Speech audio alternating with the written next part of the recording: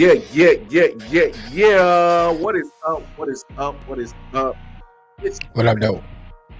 Out of the Sports. Here we are again. It's episode 217, but it is a very, very special episode because this is our third time doing this. Right. This is our AFC NFC Championship preview edition where we get a summit. Yes, we're going to have a summit of podcasters coming together. And we're going to do what we do. We're going to talk our shit. We're going to drop our hot takes.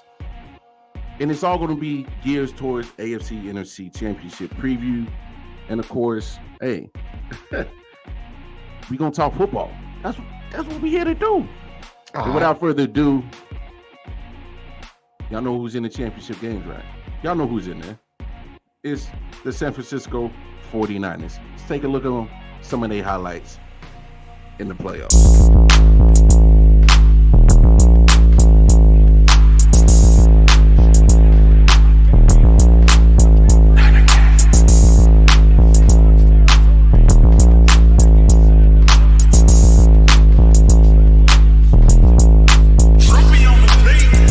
Bang bang Niner gang. Bang bang Niner gang. Bang bang Niner gang. Bang bang Niner gang. Bang bang Niner gang. Bang bang Niner gang. Bang bang Niner gang. Bang bang Niner gang. Against all odds, weather the storm, built for combat and battle. Young hyenas in uniform. We play no games with the opposition. Yeah, so just a few highlights of the 49ers, but here to represent for the 49ers, we got our man, Gary. How you doing, my brother? How you doing, Norris? How you doing? Good evening, What good up, morning, good afternoon. How you guys? Good, man. Gary, take a quick second. Plug all your content. Let the people know where they can find you. Go ahead, Gary. Okay, my handle's here, Groovy. That's 4 R's, 6 O's, 3 V's. There's a real long story about that back when I first started playing online games, way back in the If day. we got time, we need to hear that story. We've got to get into that. But I'm on Let's Talk Sports with Dan. I do a load of shows for him. I do some 49ers content. I do some EPL soccer content for him. We're about to kick off a Formula One show as the new season comes up for that. I'm also on Variety Sports Networks. I do a kind of show with those guys called Football from Across the Pond, because you may have noticed that the accent is that I'm not from the US, so I kind of get a few of the football fans from the UK, and we'll kind of get together and chat and kind of give football a slum, but with an accent from the UK. It's kind of a bit different. So anyway, you can get me, and I'm on YouTube, and I've got everything links to that handle, so you can find me on all the different social networks. Bet. Love it. Boney Wiley. And then, of course, in that NFC Championship game, it's going to be the San Francisco 49ers taking on, the team from the Philly, them Dirty Birds. Ain't this what they've been waiting for? You ready?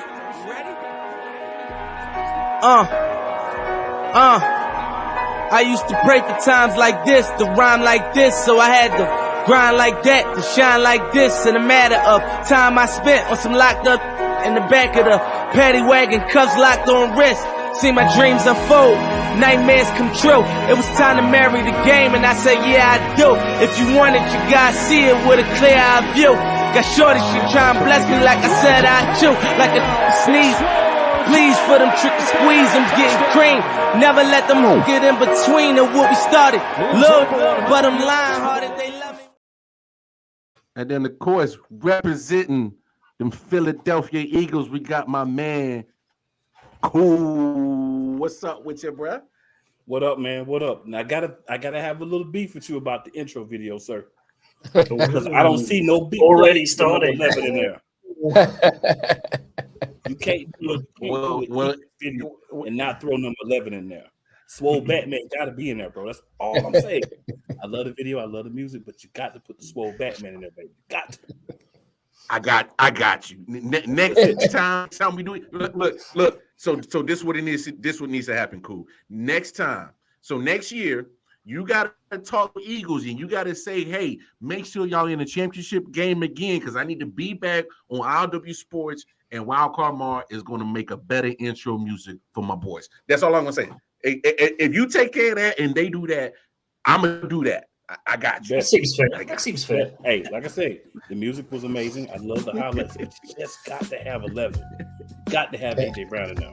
Hold on a second. Hold on. I'm gonna cut you off. Fuck you, Ant. Okay, go ahead.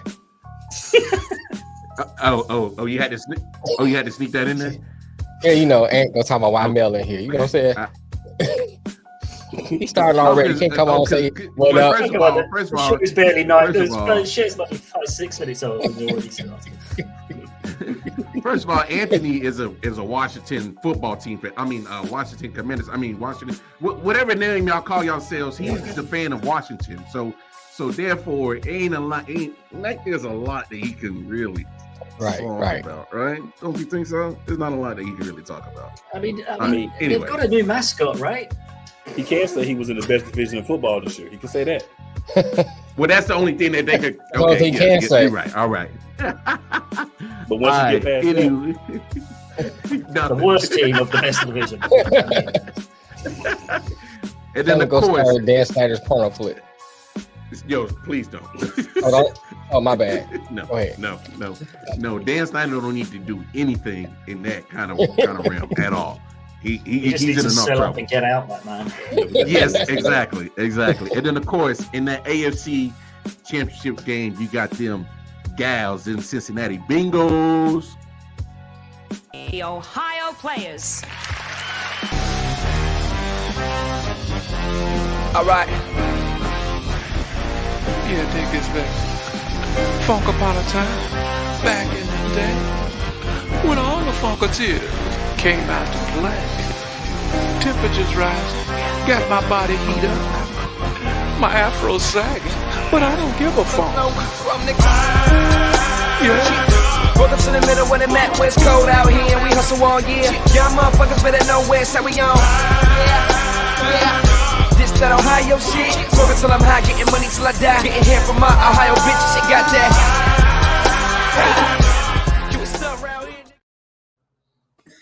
And representing for them Cincinnati Bengals, we got our man Big Mike. Yo, what's going on, man? I was loving that. I was bouncing around to that. Yeah, that was fire. I like that. Yeah. That was dope. Hey, Mike, go ahead, drop all your social media content where people can find you at, big dog. Hey, listen, man, Man Cave Media all over the place. Got at the Man Cave 8172 on YouTube, at the Man Cave 10 on Twitter and TikTok. You know, come and join our shows Wednesdays and Fridays, man. We'd love to have y'all. We there. And then, of course, my player, I know him from another Facebook group. He's a Cincinnati Bengals head, so I promise I let him jump up in this joint. Shout out to my man, Black Star, DD Ray. What's up with your boy? What's going on with you guys? Y'all can hear me okay? I ain't pulled this. Oh, yeah. Yeah, we hear you. What's up with you? But anyway, my man Cool just stepped out for a minute. I think that was him right there. There you are. Cool. Hey, real quick, Cool. Go ahead and drop all your social media stuff while your people can find you at, big dog. Y'all got time? Yeah, go ahead, man. We got time. All right. So on Tuesday nights, for the remainder of the football season, I'm gonna do some stuff around the draft, different stuff like that. I have a NFL matchup madness show. We basically have a rep covering every team. We do have the Detroit Lions and the Kansas City Chiefs open. And so we got that happening. Just tell us what you need, bro. Right. So we cover all the games. We're gonna switch it up next year. It's gonna be more like videos, and then we're just gonna highlight primetime games like Thursday night, Monday night, Sunday night. We're gonna first week do every team, middle of the season do every team last week, but in between we'll be dropping videos every week.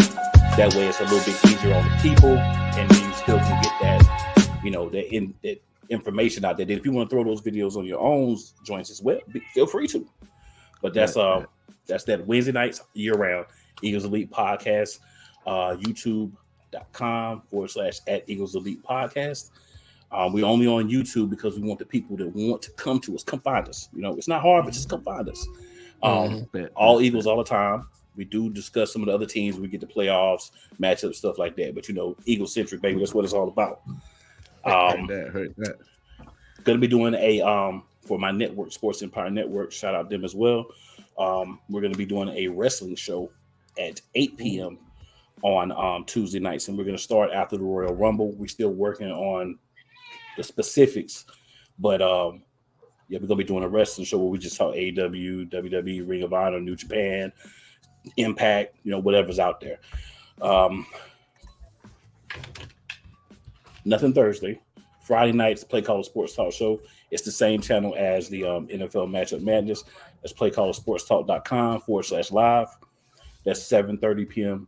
Eastern time. So, check that out as well. Saturday nights during the season, back on the Eagles Elite channel. You can check out the NFC Beast, talk all things NFC East. Cowboys, Commanders, Giants. About the Cowboys. That's a short they in the division. You know what I'm saying? They in the division. And then also on Friday nights on the Sports Empire Network, Top of the Key basketball show. Okay. And then talking about the hoops as well. So let's get ready to kick into big things. And that's 9 p.m. So a lot of different things going on, man. But probably more to come. Busy man. Yeah. You sound like a church like schedule. James Brown. No, he sound like a Jamaican, dog. Monday night journey through the Bible. Wednesday night for prayer. Sunday school. Right. Yeah, Sunday school, church choir. We got the deacons meeting, got the ushers meeting. Anyway. Junior usher board. Right. Yeah, usher board, deacon board, we got all that. But no, we appreciate everybody here. Unfortunately, I don't have a Chiefs representative here yet. He will be here soon. But of course, they're out there somewhere. Yeah, no, y'all see the hat. I can always fill in. But anyway, let's get down to the nitty-gritty of this business. We got the NFC championship game. Let's preview that one first. And so we're gonna kick it to my man Gary. Kind of go through how the 49ers got here. What are some of the things that they excelled at, and what do you, as a podcaster that specifies on the 49ers, what are some of the weaknesses you think they have? But overall, just give me a quick overall on the 2022-2023 season of your San Francisco 49ers. Yeah, it's been a season of 2 seasons, right? The first half of our season stank. We had a stinker. The game against Chicago, which was kind of like everyone should have just turned up in a wetsuit. It was horrible. Yeah. Right. So you just ignore that game. Then we had the Trey Lance, half a game against Seattle. He goes down. He's the face of our franchise. We sold the house for him, trade picks, everything else, and then he goes. We have to go back to Jimmy, and everyone's like, here we go. What happens now? Jimmy comes in, balls out for a few games. Fair play to the guy, balled out. Apart from the game against Denver, which nobody talks about anymore, right? We've all wiped our memory of that hideous game against Denver. That was the worst game of football ever. And from a UK perspective, we had to stay up. That started at 1:30 a.m. for us to stay up and watch that game. So that was hardcore for us to watch that to the end, to see how that ended. It was bad. Man, see how bad that game was. You should have just rolled over to your booty call. If only we knew. If only we knew beforehand, right? Right. Fair play, we got handed our backsides against the Chiefs at home. And we ended up like week 7, 3-4. The season was looking rocky. That's the last time you lost. That's the last game we lost because we got handed our backsides, and the front office went out and went, we need to make changes. And the one thing that changed our season is we went to the Panthers and we went, how much will it take? And they made the call before anybody else. But, they jumped the gun. They maybe got ahead of a few other teams, and they paid them money. And I remember it thinking, week 8.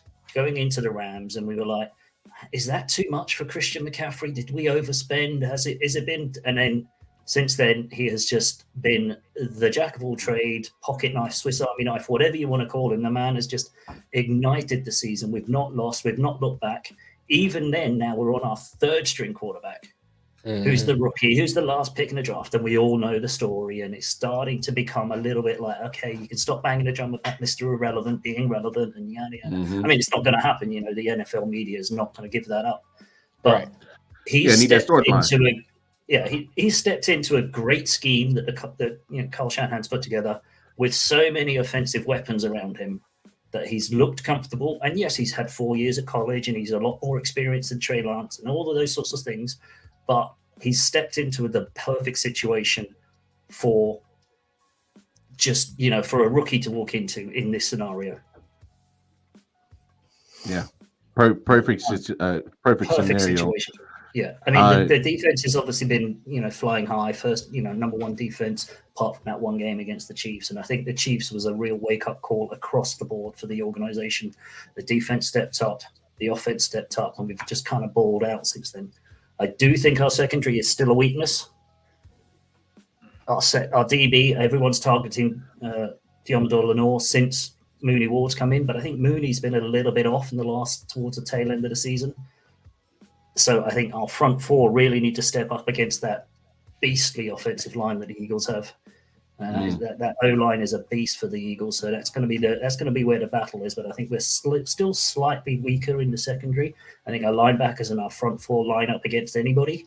But I think your front seven is ridiculous. It's just insane. You can the fact we've only got 2 All Pros out of that one is just beyond me. I don't know why we haven't got more, but I think Dre Greenlaw's deserved the shout for Pro Bowl. But that's my own sort of rose-tinted glasses, obviously. But I think our QB2 might be a weakness, and maybe Jimmy Ward losing his head and giving away stupid penalties like he did against Seattle at the end of the first half is just one of those sort of risks that we've got. Man, good synopsis on the San Francisco 49ers that you had right there. Let me ask you this, Gary. How much do you feel, in your opinion, is it the system, and how much do you think is it Brock Purdy? Yeah, I'd say it's probably 75-80% the system, because Jimmy ran that system, got us to the Super Bowl against the Chiefs, got us to the NFC Championship game, got us to those positions with that kind of system in place. I think Brock Purdy's kind of opened up a little bit more of the system because he's you've seen it in a couple of games. He's actually more mobile than Jimmy ever was. Yep. Barring the first year that we had Jimmy before his first knee operation. He's looking to me like 2018 Jimmy before the first knee op. And Jimmy then balled out for us in those 5 games at the end of the season, suddenly turned our organization around. Suddenly we had hope and he looked like the man, and then he busted his knee and he's never quite been the same. I think Brock's looking like that. He's got the flexibility. He can keep plays open. He doesn't have the ceiling that Trey Lance seems to have from a potential point of view. And the arm strength isn't there, and maybe some of the physicality and some of the, natural athleticism. Right. But he's taken the system and he's excelling in it, but he's also expanding on it a little bit more than Jimmy was. So it's kind of a majority system, but he's playing the system and he's using the talents that he's worked for. Yeah. Hey, I know, because there's a lot of people they're gonna jump on Purdy. Oh man, he's a game manager. Well, I mean, let's be honest. Yes, it's the system. I mean, you as a quarterback, you got the chance to succeed in the Shanahan system with Kyle Shanahan. He's going to put you in good spots. Yes, you're surrounded by Debo. Yes, you're surrounded by George Kittle. Yes, you got CMC, but you still have to make the plays, and Brock's make the plays, and he hasn't turned the ball over. Something needs to be said about that. He hasn't turned the ball over. We're gonna bring my man Cool in. Cool, give us a breakdown of the 2022 and the 2023 Philadelphia Eagles, my man. Man, it's been like 4 seasons for the Eagles, right? We had the amazing start. We started out last team undefeated. Us and Miami were there, and then Tua got the injury, and that just propelled us to be the team that everybody started talking about. Which is cool. But we don't like a lot of positive things said about us. Too much positivity from everybody gets on our nerves. So then we ran up used against. Yeah, we don't like that, man. That's a negative almost for us. So we get to the Commanders game, right? Come off the Texans game, feeling good. We get to the Commanders game, they beat us. People say, "Oh, the Eagles got beat. They're gonna be like the Steelers a few years ago. They can't come back." Listen to that press conference. Our leader, QB1, said straight up, "Hungry dogs run harder." Commanders made us hungry again. So after that, we go out against the Colts. We play the worst game we played this year, including the losses, and we still win 17-16. Right? We start another streak. We beat the Packers. We decimate the Titans in the A.J. Brown's game. We decimate the Giants, right? We beat the Bears in a game that should have been nowhere near as close as it was, but it was. QB1 gets hurt at the end of in the third quarter of the Bears game, plays the whole fourth quarter. Next week, we don't play him. Personal opinion, he's not really hurt. They just didn't want to risk any further injury, so they kept him out, feeling like we could win with Gardner Minshew. Big mistake. Completely different quarterback from Jalen Hurts. You can't ask a non-mobile quarterback to go in and run the RPO that Jalen Hurts was running. They ended up being a loss against the Cowboys. Their offensive line was good. Their defensive line was porous. They allowed us to put up way more points than they should have allowed us to put up. It's a game we could have won, but there were several games in that first part of the season we could have lost. So not crying about that at all. Go up against the Saints. We did the same thing again. We expect a different result. Most people said it's insanity. I tend to agree. So we come down to the last game of the season. Got to put QB1 back in. We beat the Giants 22-16. Their backups look great. Everybody's, barely beat the Giants backups. If they play the Giants in the playoffs, they're going to get beat, and they're not going to be very good because they barely beat backups. So we get to play the Giants again in the divisional round, and we remind everybody who we really are. And that's how we get this NFC Championship game. And, of course, you hear a bunch of talk from everybody. All the Eagles haven't played anybody. The Eagles have one of the worst schedules in the league. Right, that's us. I think y'all are 32 and we're 31, right? So Spread the schedule. When you play, what's in front of you. But you're not going to hear that about the 49ers because they don't want that part of the narrative out about the 49ers. For the 49ers, they want to focus on Brock Purdy, and that I'm not mad at them. I understand why you're doing it, right? Because that's the great story. As long as he lasts, that's the great story. So the problem with this game for both of us is we beat the 49ers. What does everybody say? Oh, you ain't really beat nobody. They had a third-string quarterback. They had this. They had these injuries. They had this. They had. That's the only reason you won the game. 49ers beat us. Oh, you ain't beat nobody. The Eagles have played the second worst schedule to y'all. We've been saying all year they didn't really play nobody. When they played a good team, they were going to lose. So the narrative for both of us is a chip on your shoulder. Whoever wins this game, you get an automatic chip on your shoulder going into the Super Bowl. Yeah. Oh, yeah. Without a doubt. Without a doubt. Right. You got a question for Cool? Who, me? You got a question? Yeah, yeah. Oh, yeah. I was just because I had to take notes because my memory ain't as good as it used to be. Jalen Hurts, man. I ain't gonna lie, man. I was kind of down at him talking, about how just forcing him to throw. He's not gonna throw that well. He's actually been looking good this year. What do you think is is improving his game the way he's throwing? Because for me, I thought that was going to be his weakness. Just let him throw, stop the run. Y'all can beat the Eagles. He actually been throwing pretty good. It's dedication to the craft, man. If you think about it, a lot of quarterbacks make a huge jump from their first to second year as a starter. We this is his third year, but his first year he had a couple of crappy games that he played in when Carson Wentz was just playing like super garbage. They still let him play when he was playing garbage. He had to turn to super garbage before they finally sit him down. Right. And we've seen since then that's the right thing that they should have done. But super garbage. Yeah, super garbage. Basura smet.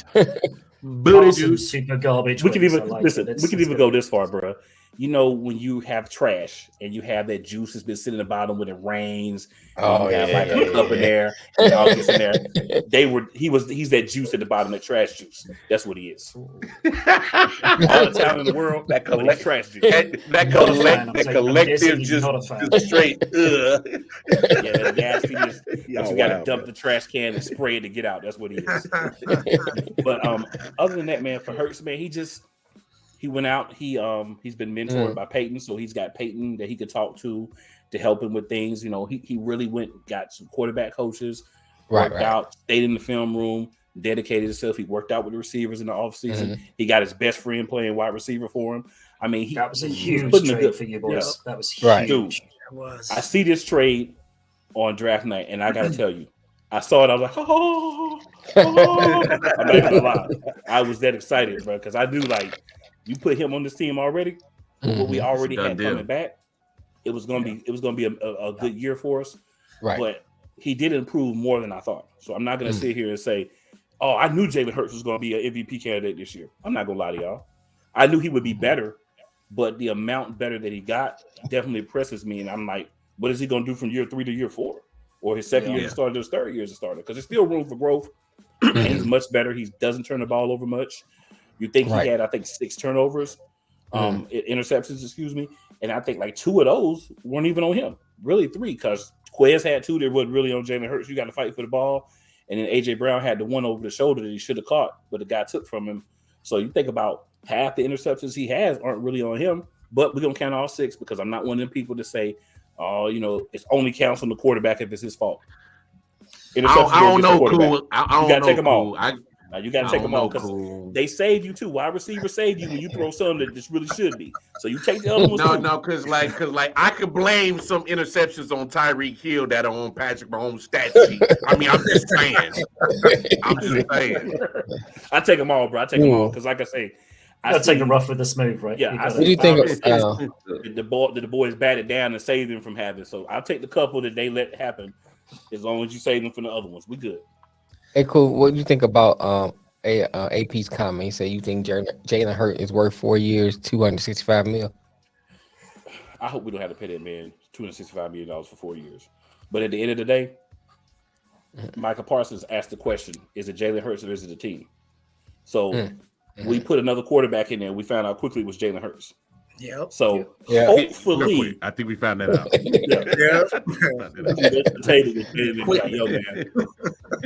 Work with the squad a little especially bit. Coming from a guy that's at talking to his travel agent right now. Right. Just saying. I just say, you just slide it and be like, yo, maybe let us get about 10 off a year or something so we could use that to keep some of these other pieces around you. But I mean, it's gonna cost. It's gonna cost. Hopefully, it ain't that high, but it's gonna cost. I mean, you're gonna have to pay. You're gonna have to pay. If he gets paid before Lamar Jackson, ooh, we baby. All I gotta tell you, Baltimore. All I gotta tell you is get your popcorn ready. Because see, Jalen got another year on his rookie deal. So if they also go to him and say, Jalen, we'll extend you and we'll absorb that year your rookie deal, so we can spread that money out more. Jalen Hurts. Yeah, Matt won't Jalen. He just want Jalen. Okay, man. I understand. Just want everybody. I understand. Hey, so I don't know about that comment, Matt. Hey, so I'm gonna open the floor up. Joining us as well, we got my man Tanner, who's the chief representative. Tanner, how you doing, bro? No, not Tanner. Guys. How you doing, Tanner? I'm good, man. I'm good. Thank you guys for letting me on. Hey, Tanner, real quick, go ahead, drop all your content where your people can find you at my guys, you can find me on the Whiskey Sports Podcast. Actually got a cool interview with Lonnie Martz Jr. Later tonight, former KC Chief. So that's gonna be fun. You can also find me on the Sports Buffoons. We're live every Wednesday. 3 guys of us. We just talk a bunch of sports here. We did a pretty big Chiefs deal last night. So, that's where you guys can find me. Word. Thank you for joining us. So I'm going to open this up. My man, Big Mike. Hey, how do you see this NFC Championship game going down, my guy? Look, I love the Eagles. I love the Eagles big time in this. And the reason why is it's a lot of Brock Purdy because, again, third stringer, last pick in the draft, whatever they say about that. But he doesn't make mistakes, right? Because he doesn't get pressured. Trent Williams is blocking for him. That O-line stands up for him a little bit. But I think they're going to get pressure. I think they're going to make him move. And once they make him move around outside that pocket, I think he's going to throw some interceptions. And them Eagles are going to fly right to that end zone with that ball. But then you turn it to the other side. You got Hurts. Again, like my man Cool said, that man has jumped dramatically in talent-wise and how he's done his whole game. And he's got 2 running backs he could just rely on. He doesn't – when the pressure starts coming, you hand it off to Gaineswell. You got Sanders. And my guy, the key in all this, because Dallas Goedert is the main key. A.J. Brown, Dante Smith will take him down the field. But Goddard's going to come across that middle while everybody else is watching everywhere else. Because Warner's going to step up and stop Hurts from moving and stop them running backs. Then you have Goddard right across the middle, wide open, and bam, he's going to go right down the field. It's going to be like a Kelsey game. You're going to have 14 receptions, 100 yards, and 2 touchdowns. Eagles going to fly. I like Big Mike. I like Big Mike a lot. My man Big Mike. Can we get rid of this Big Mike.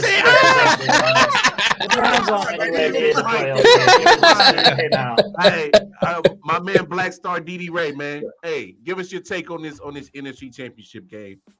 My team has been to 2 Super Bowls, and the same team, or 3, but the same team beat us in the first 2, and that's the team I'm picking to win. I think going across the middle with Goddard, Fred Warner's a freak of nature. I watched him cover CeeDee Lamb down the field on Sunday, like from the linebacker spot. Nick Bosa from the world famous Ohio State University. You know, oh my God, take him off here. You meant Ohio State. Don't make me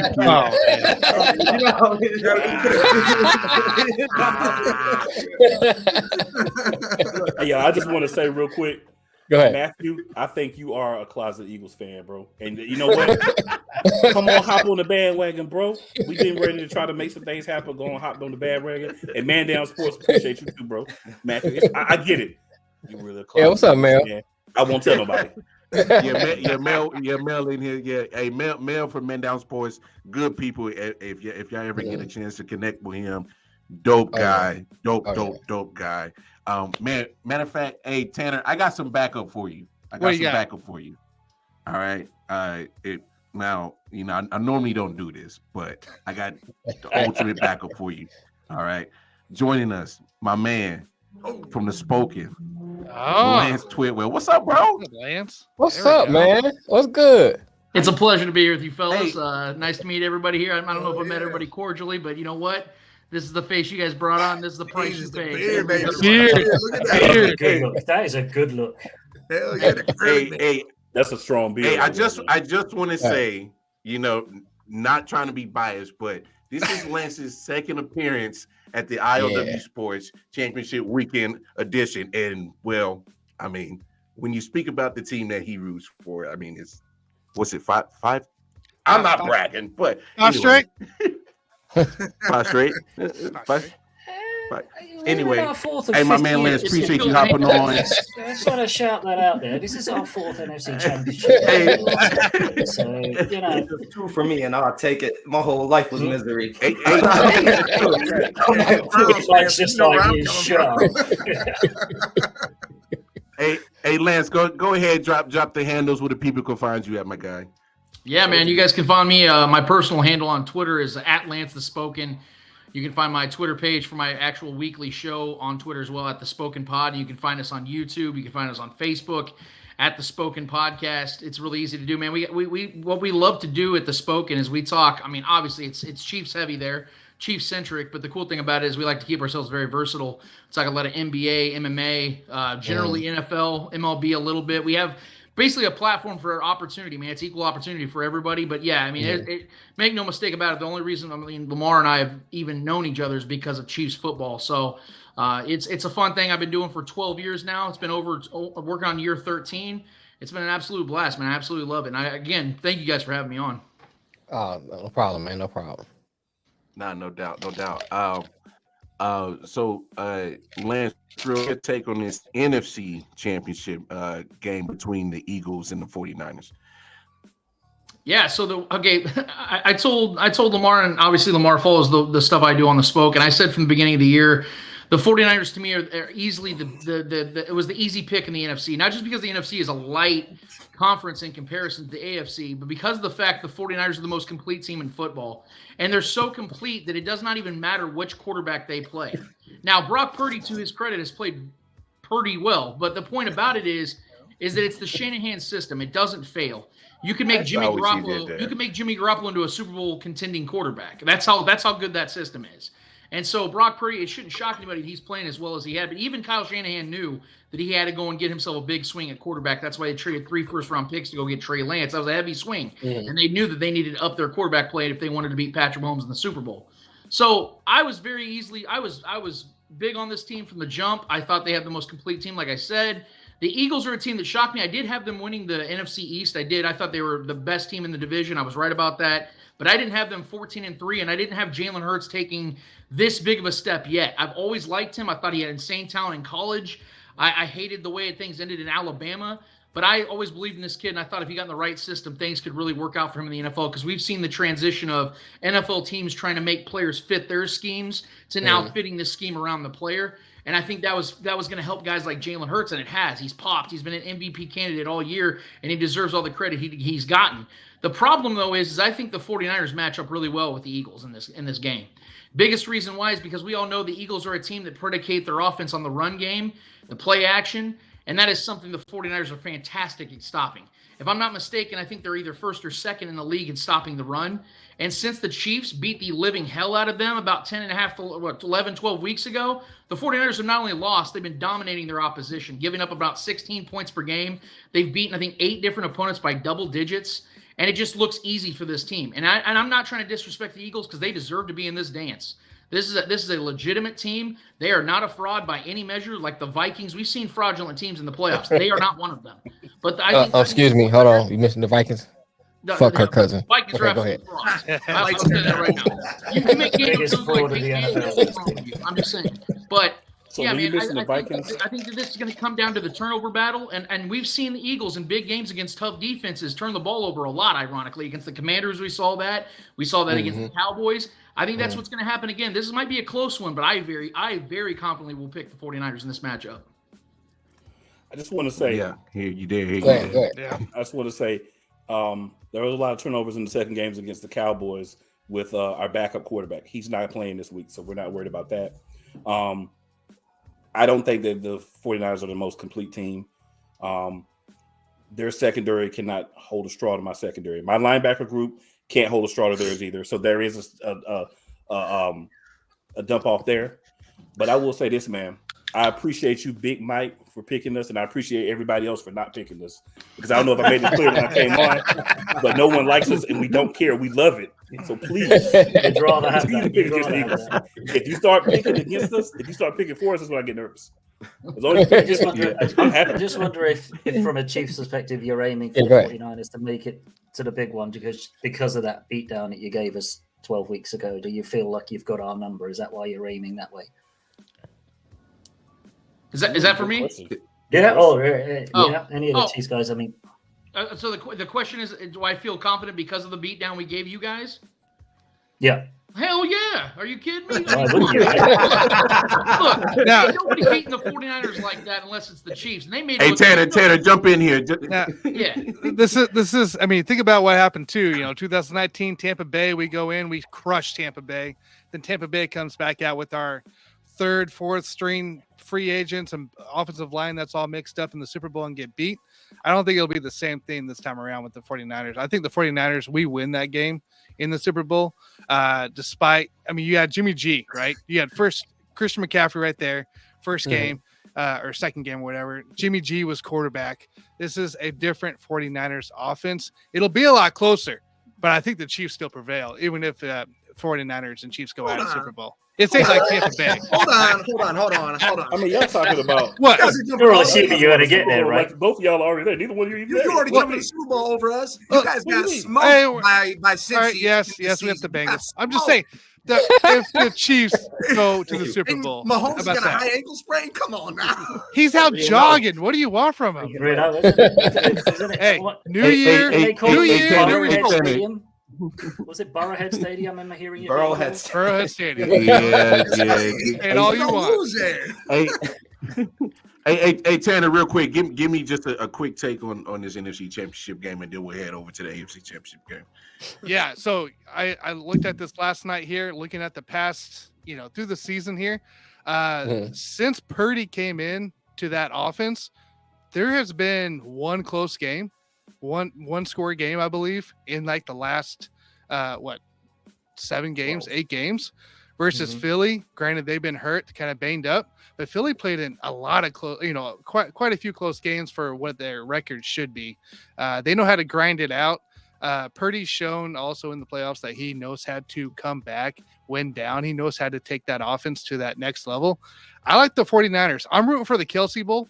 Like, that's my route, but my gut says the 49ers win this game just because their defense is more efficient and their offense, I mean, it's just, I think, tremendous right now with Purdy behind them. Jimmy G comes in and starts. If Jimmy G comes back, it's over. It's over. Just call it, pack it up, and leave. Give the man a clipboard, put him on the sideline. Do not give that man a send him out. Send him home. So the team with the most sacks in the regular season that was leading the league also in turnovers until 3 of their better defensive players got hurt is not going to be able to at least slow down Brock Purdy. Is what I hear No, you guys say. it's gonna be a defensive game, right? I mean, it's not gonna be a 50-50 game. Yeah. I mean, 49ers are seventh best, right? It's not that far apart. It really isn't in the stats world. So I feel like this is gonna be a very defense heavy game. Obviously the points won't score, but I still think that the 49ers will move the ball possibly a little better, just for the fact that they got that extra weapon with Debo in the backfield, and Ayuk can be in the backfield. You mean the injured Debo? Running the balls. He's still Debo, man. Still Debo. I ain't worried about him. He did like the same Debo last week. I ain't worried about it for him. So I'm rooting for the Kelsey Bowl, but I just don't see it happening. I don't care if it's the Kelsey Bowl. I don't care if it's Bureau against. I don't care if it's the SEC Bowl. I don't care what the bowl is.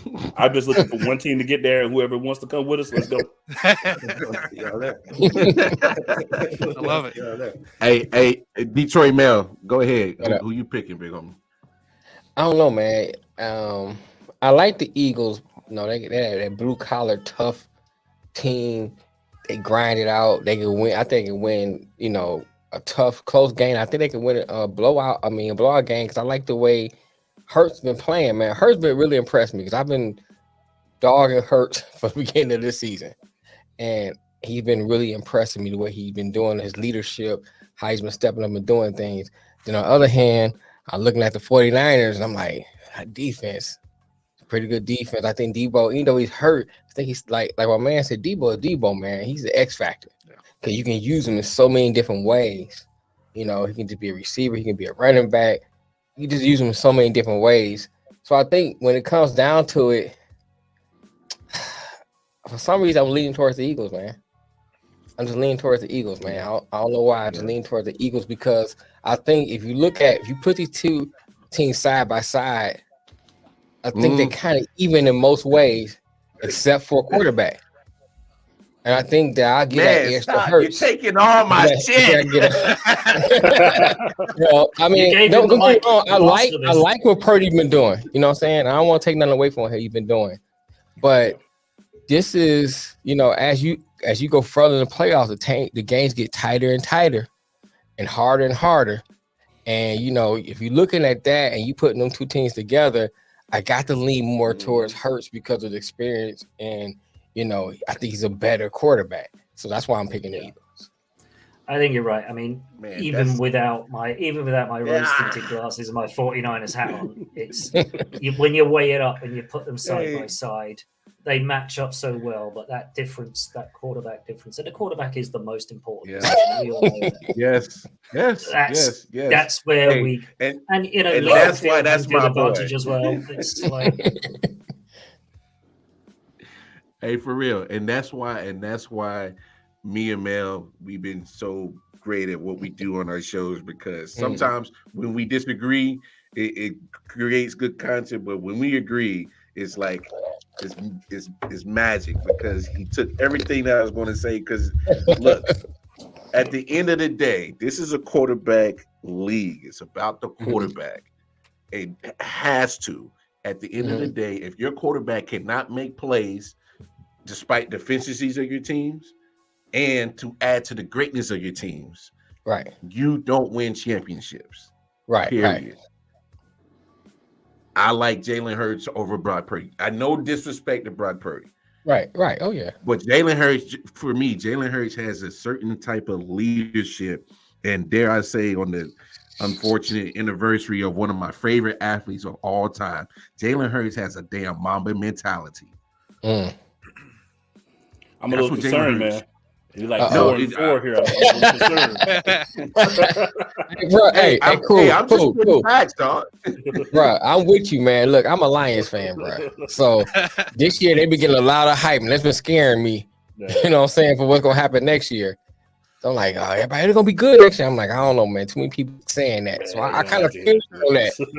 I kind of feel you. I like it we was underdogs. You know what I'm saying? We didn't have to do too much. Look, like I said, I'm a Cleveland fan. You remember when they said Dallas wasn't the America's team no more, and Cleveland's America's team, and look what the hell happened to that shit. Right. Absolutely. That was bad. They trash can. They pulled that dumpster out and just tossed us right in there. Cleveland and Detroit, I think, are going to be solid teams next year. They're going to be in the playoff, and I think just based on what they were able to One do. of those teams will be. Yeah, at least one of them. I think both of them will be in that. Now, I'm sorry, Big Mike. I don't think it's you guys, but that quarterback who looks rusty as hell. Yeah, but he don't have. He gonna have some time to kind of get together, and then you going to training camp again with the team, complete team. I think he might get it together. Yeah, I think it's a division. To me, it's a division. Look, you got the Bengals, you got Pittsburgh, and then you got Baltimore, depending on Lamar and what he decides. But it's our division that really would keep us out, I think. That makes sense. All right, well, let's move. Let's move. Go ahead. I think this is really, truly, all jokes aside, a 50-50 game. I think either team could win this game between the Eagles and the 49ers. Right. I don't see a blowout either way. I see somebody maybe getting the turnover. Whoever wins the turnover battle to me, whoever can run the ball the best, control the time of the clock, and win the turnover battle, I think is who's going to win this game. I'm hoping Purdy gives us one and we don't give one back. If we give one, I hope he gives us two, or the team gives us two. So I think that's going to be the difference in the game. But I think these are two really good teams. I think for at least the last 12 to 13 weeks, these have been the two best teams in the NFL. Well, in the NFC, excuse me. I don't no disrespect to the AFC, but in the NFC, and us colliding for the championship makes sense. I have to agree. I mean, it's been a collision course between these two teams since about weeks. As you say, week 8, week 9. Everyone else has kind of fallen by the wayside. It's just like it's the perfect game for the NFL Network. This is the two teams they wanted. This is kind of a throwback kind of NFC Championship game from like late 90s when it was the two, the behemoths of the NFC would smash against each other and then almost fall into a win in the Super Bowl because the AFC back then was, it wasn't great. Sorry, Black Story, because we'd get beaten up in the NFC Championship game, fall into Super Bowl and play the Bengals or play the Chargers or play the Broncos, and it'd be like, yeah, whatever, we didn't because you'd win that NFC Championship game and you win the AFC and you win the whole lot. I think the NFC's kind of getting back there, and some of those bigger teams are coming through, and I think this one is kind of one of those NFC Championship games that feels like it's going to be so close. It's going to be a battle. It's going to be an arm wrestle. It's two strong defenses against each other. It's not offense against defense. It's old school in the trenches kind of football, and it's not going to be pretty. It's not going to be a 38-34 blowout. It's going to be all over the air. It's going to be one of those 15-12 edge of your seat, no nails left, totally stressed until the last minute kind of thing. Much like the Dallas game was, Eagles game, you kind of blew out the Giants, but everyone knew you were going to do that. But I think it's just going to be one of those. And no offense, man. But totally. No offense, but I meant that totally. Yeah, take all all offense. We knew what was up. We knew what was up. Matt knew what was up. Giants fans, all Giants fans knew what was up. They was like, thank you. They was like, thank you, Daniel Jones. We got this far with you. But it's been a great season. Thank you. They knew what was up. Come on, we keep it real on this damn show. All right, let's move over to this AFC Championship game. All right. My man, Black Star DD Ray. You and Big Mike, y'all gonna be the representatives for the Cincinnati Bengals. Go ahead and give a what was y'all take on the season for the Cincinnati Bengals? I'm gonna start in the offseason. I thought it was about to be the greatest offseason of my life. Like, we're finally favorites. Like, we finally, and all I hear is Buffalo. Oh, Buffalo barely lost to the Chiefs. We beat them. So coming into this offseason, it was already a thing like hearing about Buffalo. And then we start 0-2. Joe Burris has the appendix surgery. The offensive line is brand new. And things are kind of going slow. And then it picks up. And then on Halloween night, the Cleveland Browns dog walked us. And I thought it was it. And it just kind of kept going. And Jamar Chase is hurt. And T. Higgins is hurt. And I see the defense that doesn't have a lot of stars, but they play so hard together and play so well together. It felt great. The end of the year finally got here, get past the Ravens, and then to beat those Bills. And then to really beat the Bills. Let them know that they don't belong. It's us and KC in the AFC. I'm just ready for it, man. People tell me I don't know how to act. I don't know how to act. I'm about 30. and this is the best football years I've ever had. The Eagles got Super Bowls. The Niners got about 17 Super Bowls. The Chiefs got Super Bowls. Y'all stop being selfish. It's our turn.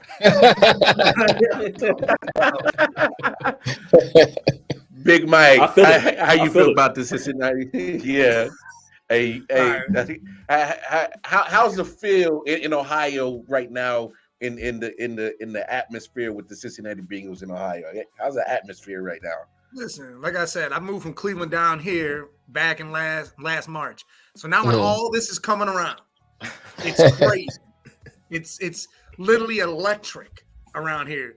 Because I go to the same bar. I go over there, just chill, just crazy. This last game was nuts, just people going nuts. Mm-hmm. And I'm like, all right, man, this is something else. We've been waiting. This is something else. Like that KC game. I mean, look, this goes all the way back to last playoffs. When they beat KC, they got in there. Dude, you hear down here, oh, well, we were in the Super Bowl. We should have won it. That play with Chase, that should have been a flag. Donald with the offense, offside, but all this shit. They still talking about that. All right, I give you that. Here's where I started this season. It started, look, you had 2 losses right away. Couldn't make a damn kick against Pittsburgh. Lost. Right. All right. Then you go up against Cooper fucking Rush. And you lose. He was 5-1 this year or something like that. It doesn't matter. That's Cooper. These backup quarterbacks. I'm laughing at these fans because I'm like, holy shit, you 0-2. This is about to fall apart for y'all right now. Then boom, they go, and then comes Halloween. Then the Browns come out and smoke them. Now they're really thinking like, what's happening? You go through the injuries, Chase, Higgins. Then they don't lose. They go to the Chiefs game. They dog walk the Chiefs, and they say, all right, we'll see you again because here we are. You're going to see him again. And now they wanted this. This wasn't something that was, we don't want to see them. We want Buffalo. Well, guess what? They had Buffalo. They beat the hell out of them, too. Now they about to, here we are. I ankle sprain on Mahomes. All right. He say he jogging around. That's cool. You jog around when you get an adrenaline shot in you. You jog around when you get that shot in you to make the pain go away. He's going to jog around all he wants. The Jags should have beat that squad.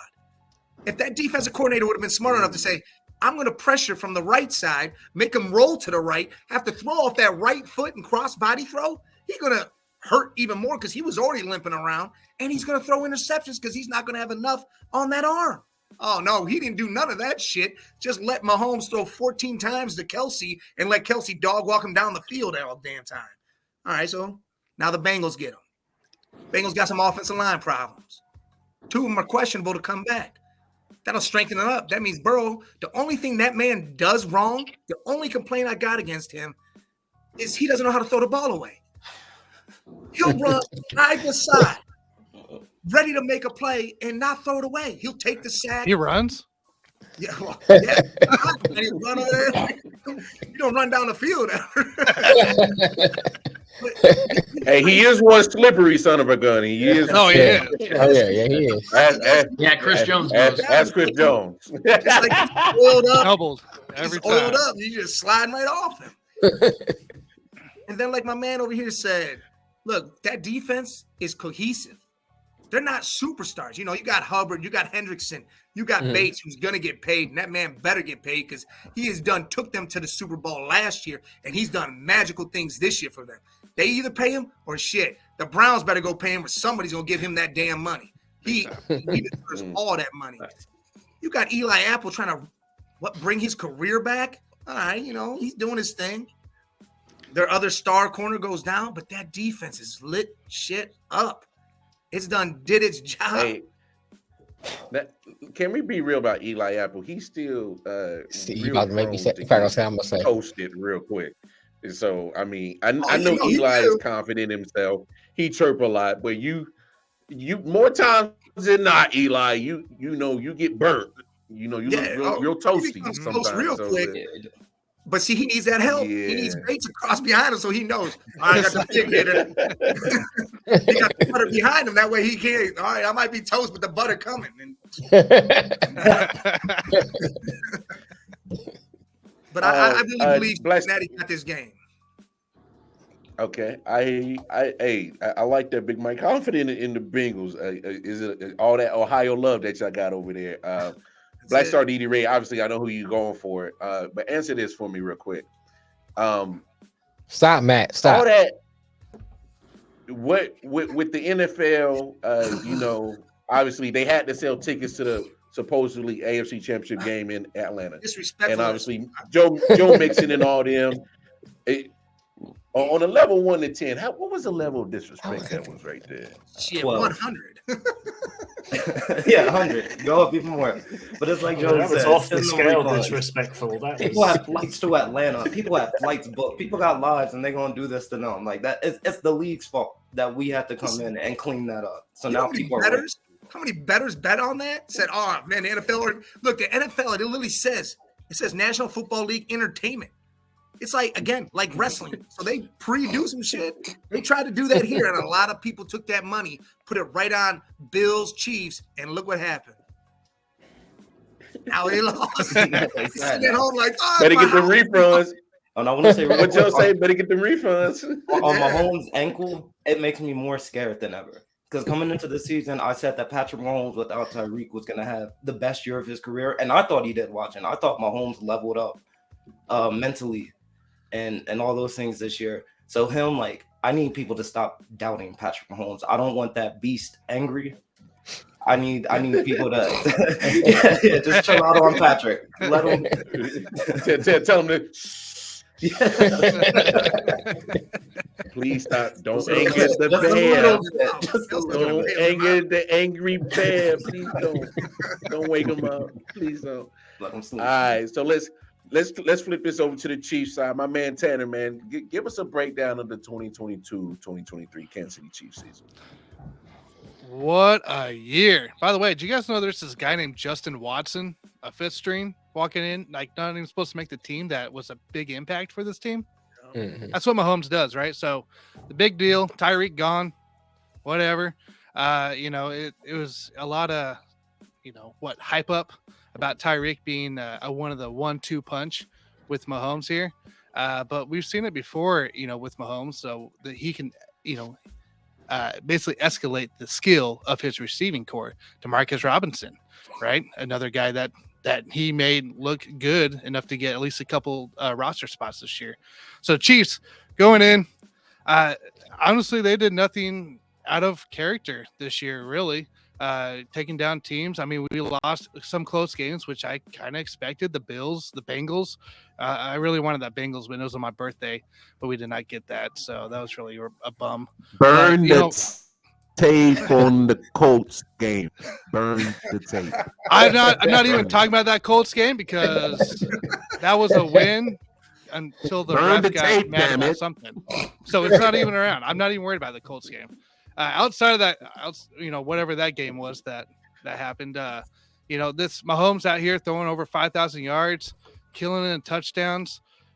The guy's still making plays that people don't make plays normally on, extends the plays. Doesn't matter on Clyde, right? Clyde, we were kind of expecting. He kind of did catch fire a little bit early in the season, but we all know it wasn't going to last with that here. And McKinnon doing what McKinnon does 2 years in a row now, being such a great receiving back there, taking in that big role. Look, Chiefs are here. Bengals are on an 8-game win streak. All streaks got to fall. 10. All streaks got to fall. If you ever bet, go to play roulette, play some baccarat. All those streaks eventually go down. It's time for a new one. It's a new year. It's a new result. That's all I'm going to say. New year, new result. Yeah, Bengals win the Super Bowl. I know. Hey, listen, that would be a new result. Bengals Niners. Listen, the Bengals gonna get their payback from the '80s. Finally, 2 times in the '80s too. Oh man, somebody gonna do the icky shuffle. We dirty now. We don't. Don't do the icky shuffle. Nobody do it. That'll be like the voodoo to your own demise. Don't do it. All right, my man.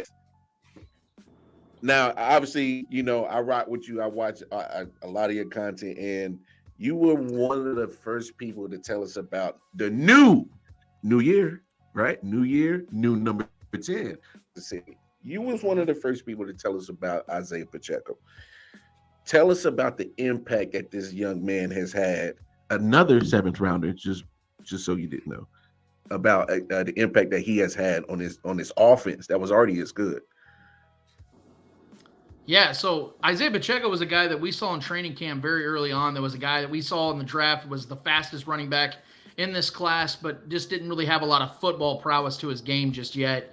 And so that was kind of a, throw it against the wall, see what it becomes. And if anybody can turn the fastest guy at his position into something in an offensive scheme, it's going to be Andy Reid. And you saw from day one. I was out there at training camp pretty much every single day, and you saw him stand out from the rest. I mean, I'm the biggest Clyde defender. I still, to this day, felt like that was a decent pick, even though the running back position isn't as valuable as it was maybe 10, 15 years ago in certain contexts. But I liked the pick because I felt he matched the offense. But Jerick McKinnon and Isaiah Pacheco become exactly what Patrick Mahomes needed, especially in a season when they lost a prolific superstar talent like Tyreek Hill in this offseason. That would break most offenses. But because of what Pacheco has brought, the grit, the talent, the speed, and what's awesome is the speed is one of the last things I look at now when it comes to him. I see the aggressiveness. I see a Marion Barber style of running back in this kid, where he just is so pissed off when he runs the ball that he looks fast, but it's the anger, it's the passion behind what he's doing. You can tell this kid pays attention in film. So you can always tell when young players are paying attention what goes on in the film room, and you see it in this kid. You see the way he reads his blockers. You see the way, and now his pass pro isn't there yet, but that just comes with time. You have to experience that in the NFL. You have to get your cuts in. But I love what this kid is. He's a difference maker, and I've been saying since I said before the season started, by week 11 he will be the running back 1, and week 10 he became running back 1. So I was 1 week a little too far off. I doubted the guy, I guess. But now he's brought an edge to this team they haven't had since Kareem Hunt. I'm not saying he's as good as Kareem Hunt, because Kareem Hunt was lethal out of the backfield catching the ball. Pacheco isn't there yet. But once he is, I already have the name titled. It's Pacheco down, baby. Because once he gets that ball, it's on. It's on. Right there. Hell yeah. Hell yeah. Mark it. Matt, Take your receipts there, man. Take your receipts on that. Hey, Lance, you better go ahead and trademark it right now. I already got the LLC, baby. I already got get your coins, dog. Get your coins, dog. Tanner, let me ask you this. Now, the kingdom gets very upset sometimes. Sometimes they root for the guy. 3 losses, 3 points each game. And it really came down to defensive scheme. So give me some optimism on why Spags is going to get it right this damn time. The confidence in the that defensive line and the linebackers coming into play, right? That's just something we struggled in all season long until that last few games where we really needed that bump. Get the pressure, right? Pressure is going to be all key against this Bengals team. We can never get pressure. Chris Jones can't even get up the middle to Joe Burrow during this Bengals game. This is where it all comes together here. His schemes has to be different. We're going to have Snead come off the side for multiple blitzes. You're probably going to see somebody else, maybe a Cook, come into play too in this. So it's all about pressure here, right? Spags has to get this together. This is a must. You have to have multiple QB pressures. And by the way, Playoff Frank is here. I don't know if you saw him last week, but Playoff Frank. I 100% agree with you, Tanner. It's all about pressure. Because, again, with that offensive line being decimated right now, if those two guys don't come back, and they're still kind of hurt, Kappa and it doesn't matter, Mike. I don't know if you remember last year, all 3 games, your line was either sucked for 2 of those games, right? They were awful. That was after Joe Burrow got sacked 7 times, and we couldn't even get pressure on him. And then the one during the regular season, I think you still had 1 or 2 guys out. The Bengals did, and we still couldn't get pressure on him. Like this is where it all comes down for Spags. Hey, I love how you say pressure this on Joe Burrow. I love how you say this. My bad. Highly and good, and you feel like it's my team. Do you feel like a winner now? Do you feel like a winner now? Zach Taylor. I wanted to add to that, Lamar, actually, because go ahead, Lance. Go ahead. Yeah, so this is something that I wanted to bring up. That's the most important part of this entire game. As we all know, we all watch TV, we all listen to radio. The emphasis has been on Joe Burrow versus Patrick Mahomes versus Joe Burrow. This game's not going to come down to those two. because those guys are going to bring it. We all know those are the two best quarterbacks in football in the NFL right now. So that's not going to be the emphasis, even though that is what takes the headline. What's going to be the headline is what Matt's talking about and what we've been talking about, pressure. Now, I don't know if you guys knew this stat, but this season, the Bengals are 0-3 when Joe Burrow has sacked 5 or more times this season. The Chiefs have 6 games this season when they've had 5 or more sacks. So this is something that this is the absolute emphasis of this game. If the Chiefs do not get Joe Burrow down on the ground, I'm not talking about every once in a while getting a hit here and there. If they don't sack Joe Burrow in this game, the Bengals are going to win this game.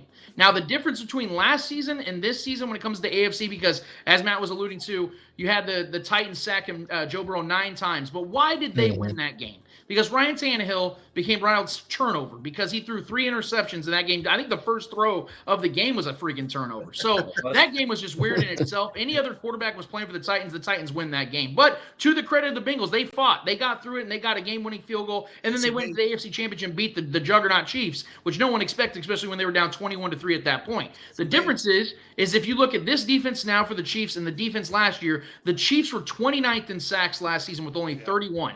This season they had 55, and they were second overall behind the Eagles, who had 15 more, which is unbelievable. But the difference is Joe Cullen. I know we want to give Spags a lot of credit for being the DC, but let's give some credit to the defensive line coach that came from the Jaguars this offseason, who's changed the infrastructure of this defense. George Karlaftis, the rookie running edge rusher, became a great pass rusher at the tail end of the season. Carlos Dunlap is a sprinkled-in veteran who was just sitting on his ass in August and September. Practically came and joined the team, and now he's got some vengeance on his hands because who did he get drafted by? The motherfucking Bengals. So here we are, a team that's all the reason in the world to go after Joe Burrow with a broke-down offensive line. Even if Kappa ends up playing, that man's going to be at 60% at best. So there is no excuse in the world why Chris Jones, why George Karlaftis, Carlos Dunlap, and the guys and the fellas back there aren't getting to him all game long, because if they don't, it don't matter. Patrick Mahomes can go out there and have an awesome game, guys. It ain't going to matter if they're not getting Joe down, because he's got too many weapons, and he's too damn good to let him sit clean in a pocket.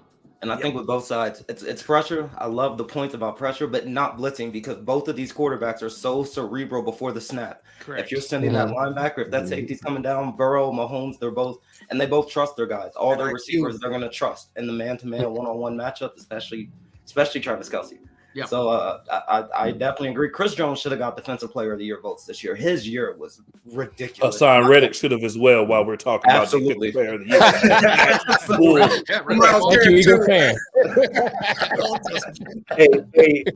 Hey, Lance, you bring up a good point, because you give credit to the D-line coach that came from Jacksonville. It's funny that you say that. You see the Chiefs go upwards in sacks, and then you saw the Jaguars, ironically, decline in sacks. Just want to throw that in there. But anyway, I want to bring Cool in here real quick. Give me your breakdown of this AFC Championship game. So Lance stole a lot of my thunder too, but that's okay. I'm able to pivot on the moment. Stole everybody's thunder. But yeah, the thing is, I do feel like obviously the way that you're going to beat Joe Burrow is you have to give him pressure. You have to make him feel you all game. That's the problem that Cincinnati has had. I think that the Chiefs are going to be able to get to him a little bit more. And I'm not saying the Chiefs have the greatest line in the world, but I think it's better than the Bengals line. So I think Mahomes, while he's going to be limited with the ankle injury, let's be honest, he's not going to be 100%. He may be able to move at times when he's needed, because they're going to shoot him up, wrap him up, and do whatever they need to get him out there on the field.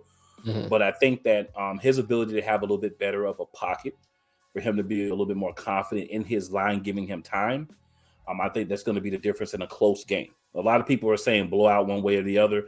I think another close game. I think we're going to have a close game here. Now, I wouldn't mind playing Cincinnati if we get to the Super Bowl, because Eli Apple's been running his mouth, and I would like to shut him up. And unfortunately, we didn't get a chance to shut him up in the regular season. So this would be a great opportunity for us to give him a huge amount of throw and shove it down his throat. Y'all need to leave our Pat Bev alone. That's our Pat Bev. Look, Eli Apple, Black Air Force for some. Eli Apple is the Trey Diggs of the AFC.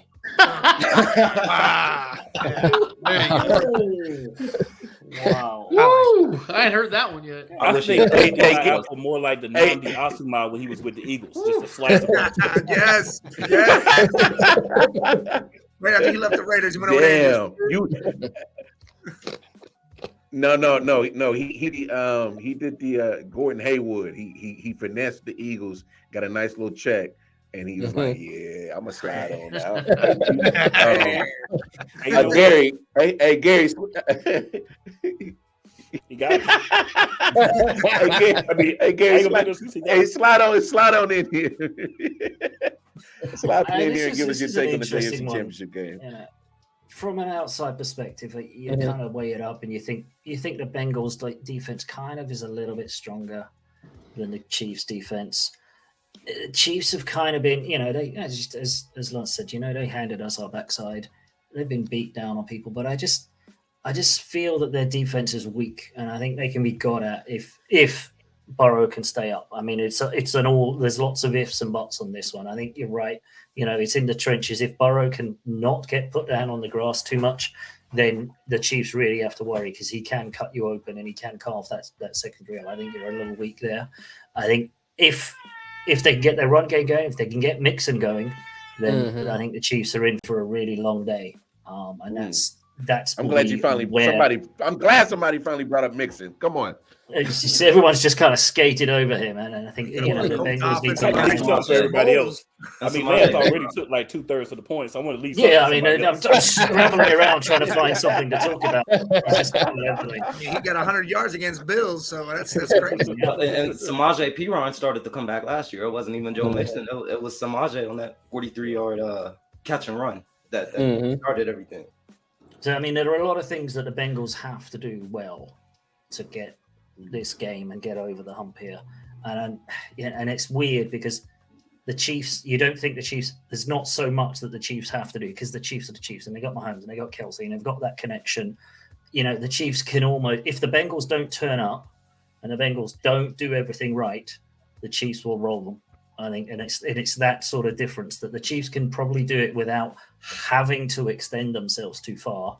And I think the Bengals have to turn up, and every single player on the Bengals side has to have that game to get past the Chiefs. And I think, let's be real. The Bengals have been the cleaner team in these three matchups. Yeah. They've been the team that makes the one fewer mistake, because the Chiefs in all three games had a lead in the fourth quarter. Two of them were over 15 points.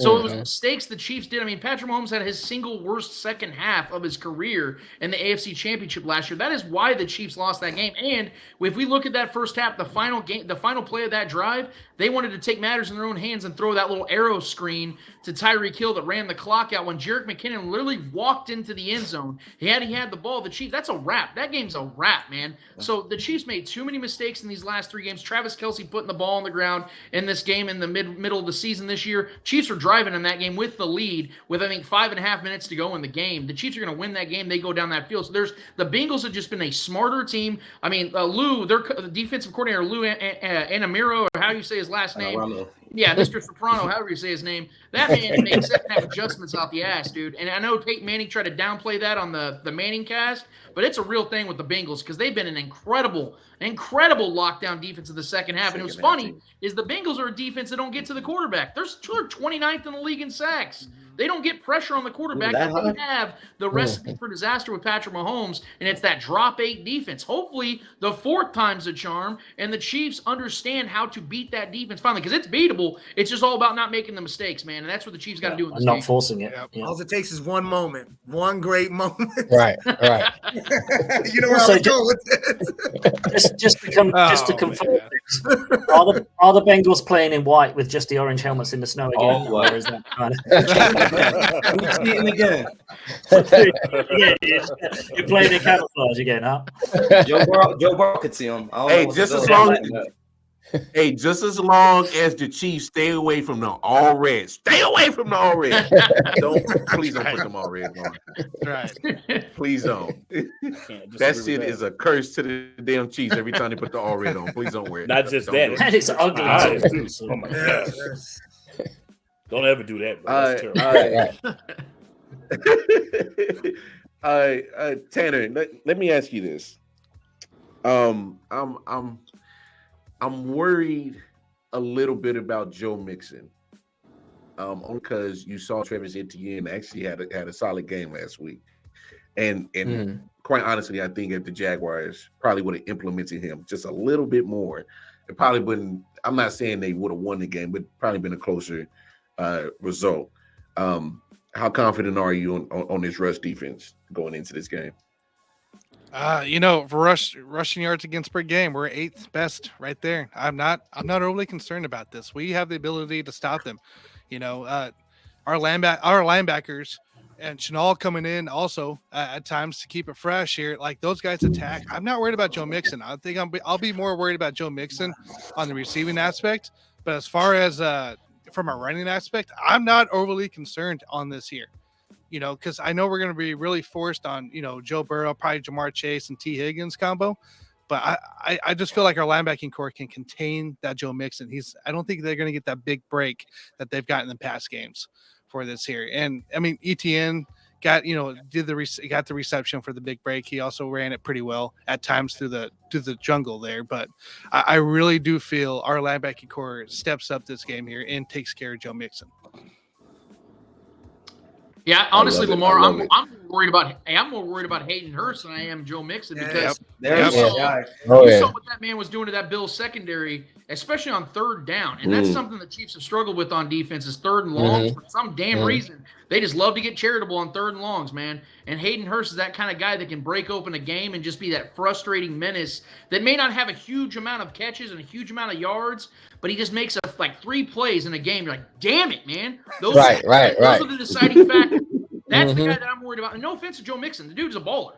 The dude's a good player. But he's not I don't think he's a guy that's going to put together back-to-back games of that magnitude.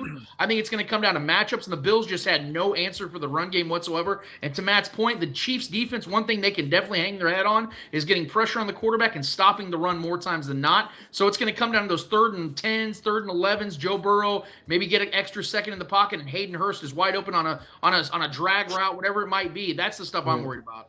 I think P. Ryan's going to have a better game than Mixon. To be honest, I think he very well could because Mixon's more of a downhill runner. I mean, he can get his receptions, but P. Ryan's the one that'll go out there and catch the ball, and he's the one that'll be elusive more than Mixon will. Yeah. Hey. Black Star DD Ray, give me your biggest thing that's scaring you, not named Patrick Mahomes. Well, then I'm gonna have to go Travis Kelce because that dude is literally uncoverable. And no. Give me another one. I'm gonna go. Hold on. No, hold on. Start over. Black Star DD Ray. Give me something that scares you that's not named Patrick Mahomes or Travis Kelce. Well, I'm gonna give 2 names. I'm gonna go with Marquez Valdez-Scantling, who is a big play waiting to happen, and our secondary is the type where it will give up that big play to the guy who's just really fast. We did it a bunch of times this year. And then Jet McKinnon, who has become like maybe the most explosive safety blanket I've ever seen. The way him and Mahomes are like always on the same wavelength of McKinnon is always in the right spot at the right time to maximize the yards.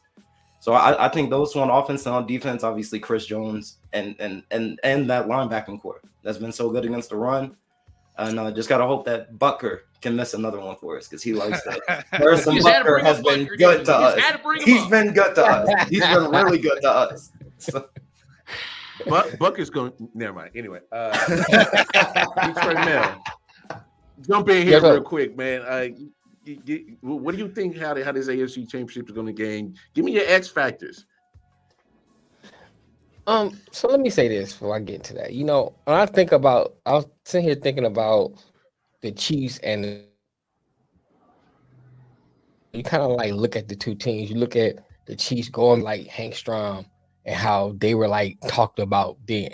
And then they kind of went down season. Then, you look at when they got when they had Nigerian Nightmare and Thomas and brought in Montana, the hope started building back up. Then went down again. Then you get Alex Smith, the hope get there. Oh, we well aware about all this. I know you are.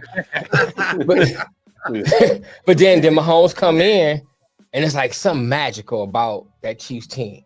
It's like it's something about that team that's magical. When you saw Mahomes take over, and you see him come in and win a Super Bowl, and every year they're the favorite.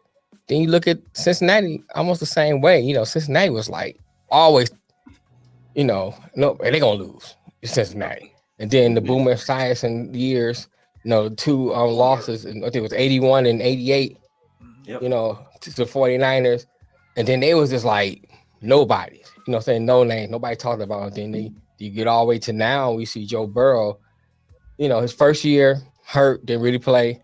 Second year, it's like so magical, but still, they're not magical like the Chiefs. Now, about this year, it's just something about Cincinnati, man. You know, when you want to put your finger on, oh, this going to take them out, they find a way to win. Just like, look at the Buffalo game. Oh, they down 3 offensive linemen. Buffalo gonna win this game easily, hands down. They handled Buffalo like it was nothing. It's just something about the Bengals, man. It's something about them. Well, me and Lance got receipts that was going to happen the same time, you know, until that unfortunate situation. Right. So right. And this show Von Miller is detrimental to that defense of Buffalo. Right. They can't get no pressure without Miller. Right. That's crazy. But it's like Cincinnati finds a way to pull it out. No matter what the odds against, they find a way to pull it out. And it kind of reminds you of when the first year Pat Mahomes kind of took over and it was like magical about the Chiefs. That's why I see Cincinnati at now. They like reversing roles almost. And I just think that it's that magical part about Cincinnati that kind of made me lean towards Cincinnati in this game. You know, I'll respond to that though, because I agree. Yeah. I think Joe Burrow is a very special player. We saw that in 2019, 2020 at LSU. Yes, he had maybe the most stacked college team ever. But that man was special, and the cigar he smoked after the game was proof of that. But then we see what he's done with this franchise that has been snake bitten. They've been, you know, they had Andy Dalton and Marvin Lewis all those years. They were winning 10, 12 games, couldn't win a playoff game. He is a difference maker. The only thing I'll say is this: is that I think what makes the Bengals feel special is they've been able to capitalize on other teams screwing up. If you look at the AFC Championship, no offense to the Bengals, they got to the Super Bowl, and I'm going to give them all the credit in the world. But as I just said about 10 minutes ago, the reason the Bengals were in the Super Bowl last year is because the Chiefs absolutely went nuclear on themselves. They literally shot themselves in the foot with a .357 Magnum and unloaded that bad boy on their foot. So that's why they were in the Super Bowl this year. This year, got the pinky toe. Yeah, exactly. They're blowing all the toes off, man. And then you look at the Bills. Look, Lamar, you know this, man. You've seen it. I never bought into the Bills at all this season because I thought they were a team that just did not have a true image or true understanding or true direction of what they are as an offense. And I thought their defense was too far heavy on Von Miller, a 34-year-old pass rusher that's making money like a guy that's in his mid-20s. It's absurd what they gave him. And you saw what the Bengals did. The Bengals went in there with the depleted offensive line and exposed the Bills for what they are, which was frauds. They are frauds. And that's what happened. So no offense to the Bengals. I'm not trying to take away from anything. They deserve to be here, just like we were talking about the Eagles about half hour ago. But the difference is the Bengals, the reason they feel special is because whenever an opportunity presents itself and another team shows blood, they just take advantage of it. Sometimes they're not the better team. They don't sometimes have the better quarterback in some of these matches over the last couple of years. But they do just enough just to capitalize on those little moments in time where a team goes cold or has a couple costly turnovers. And that's what separates them.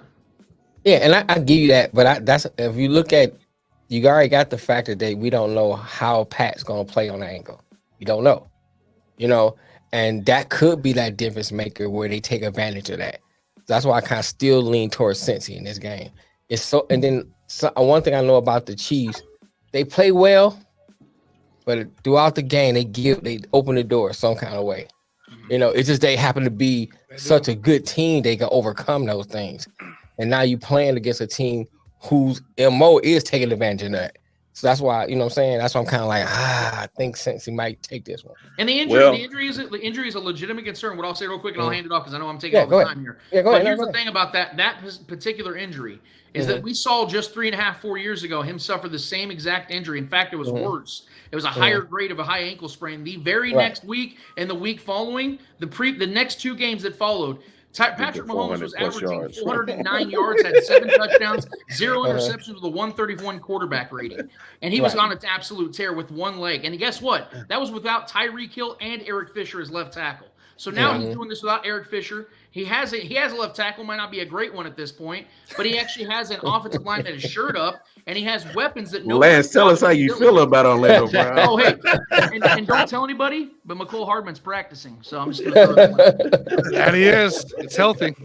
I think for me, one other thing that no one's mentioned yet, or maybe not mentioned in detail, motivation, right? Mm-hmm. Kansas City feels like an underdog because everybody's talking about how Cincinnati's owned the last few times they played, and they kind of got to get over their hump. And you take the team of professional athletes, guys that go out here every week, they grind. They're as good as Kansas City is, and you basically tell them this other team's your daddy. That's extra motivation, man, right? You got guys that's like, look, I'm coming to bust somebody's hind parts. I wasn't using another word, but I'm gonna use hind parts. And that could be that difference maker sometimes. That can make you a little bit more hungrier. You know, that can make you a little bit more just ready to do whatever it takes to get this win. It can make it feel like this is your Super Bowl because we need to win this game so bad. So I think that's another motivation that no one's mentioned for Kansas City. Yep. Right. Love it. And the Bengals are chirping too, right? Bengals are chirping too. So I know Eli Apple. He's always. They need to change the Twitter logo to Eli Apple because Eli down there busting his gums. That's about it. Really think that nothing impresses him about the Bengals offense. So the Chiefs are throwing it right back. They're throwing the disrespect right back. I think this is two teams that probably don't like each other, but they respect each other. Oh yeah. Yeah. Willie Gay jumped out there and said that. And look, my final breakdown. Oh yeah, nothing new. But just as long as he leaves the Hoover vacuums alone and keeps it. Look, I'm just gonna give. Look, obviously y'all know who I root for, but just as a podcaster, this is going to be one of the toughest games to call a winner because it to me is like we said earlier, it comes down to quarterback play and you got the absolute best. And I need everybody to stop trying to anoint Josh Allen so quick. All right. Let's stop trying to anoint Josh Allen so quick. This is in the AFC, this is it. Mahomes, Burrow. This is it. All right. That's where the conversation starts. I appreciate 100%. No, that's I said the AFC. In the AFC, just in case nobody was listening, I'm glad you. I said the AFC, but if I say NFL, we can have a conversation about that. Different time, different space. But no, look, this is what scares me for the Chiefs. Man, if you don't get to Burrow, Chris Jones has to have had nightmares about like all the times he knew that he had him in his grasp and somehow Joe Burrow then slipped out. He has to have nightmares like that. He has to. So if Chris Jones, I need 2 sacks from you. That's minimal. That's it. That's all I need from you. Is 2. Set the tone. I need you to get one on the first drive to set the tone. And I need you to have your second one to shut the door. All right. That's it. 2. And then the key to victories for me for the Bengals is, let Mahomes, he's gonna get his. Whether it's 1 foot, 2 foot, no foot, he's gonna get his. All right. Right. It don't matter. You need to find a way to shut down 87. The greatest tight end in the game. Yep. If you let him eat and him and Mahomes get in the groove, it opens it up for everybody else. And then you got the block party. You don't want that. And then that Arrowhead crowd feeds into that. Bye-bye. Come on. You don't want that. All right. So those are going to be my key to victories on that situation. Man, great show. We gonna wrap this up real quick. Hey, Wildcard, I got one stat to throw out there for the Bengals. Go ahead. Second best in the league, time of possession. What's the one way to beat Mahomes? And we've seen it before. Keep him down on the sideline. Second best time of possession team we're going against. So. Yep. That's Tanner. That was nice. Hey, Tanner, go ahead, start us off. Let the people know where they can find you at, big dog. Yeah, guys, find me at Whiskey Sports Podcast in the Sports Buffoons. And, of course, always I'm on Let's Talk Sports Network as well. So, all right. My man, Cool. Let the people know where they can find you at, my guy. Eagles Elite Podcast. That's youtube.com/that Eagles Elite. PlayCallerSportsTalk.com /live. Sports Empire Network. Just Google it on YouTube or catch the page on Facebook, Twitter, whatever. On Twitter and on Facebook, Cool McCain. Instagram, Cool_McCain. I'm working on getting my Instagram game up. I get tied up in other stuff sometimes, but yeah, TikTok too. We coming. Heard. My man, Black Star DD Ray. Let the people know where they can find you at, my guy. Well, I'm a casual. Who these guys, who have these podcasts, excellent people have let me in the chat today. But if you want to find me and discuss anything, man, Danny Ray Grissom on Facebook. Find me in the IOW sports page, the best sports page on Facebook, by the way. And appreciate you. Other than that, all you got to do is yell "Who Dey" or "OH," and I'm gonna come running from somewhere. bet that. My man, Big Mike. Let them know where the people can find you at, my guy.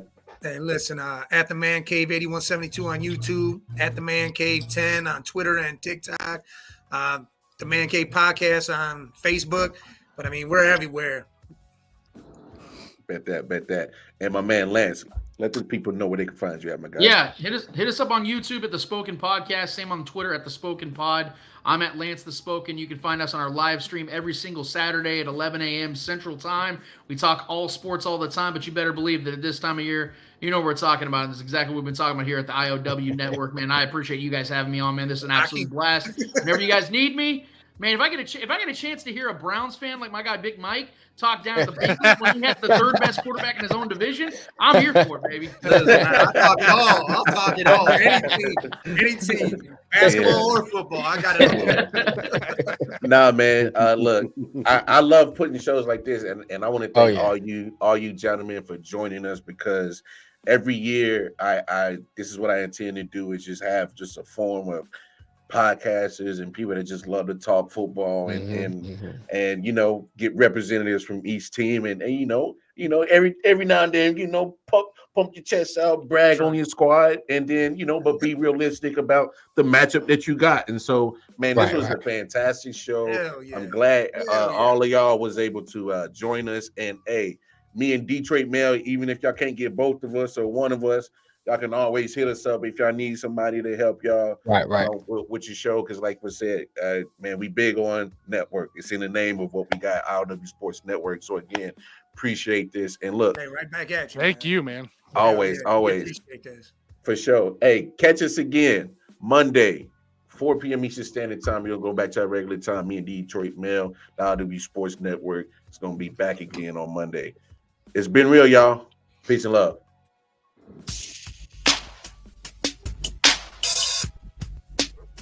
I got a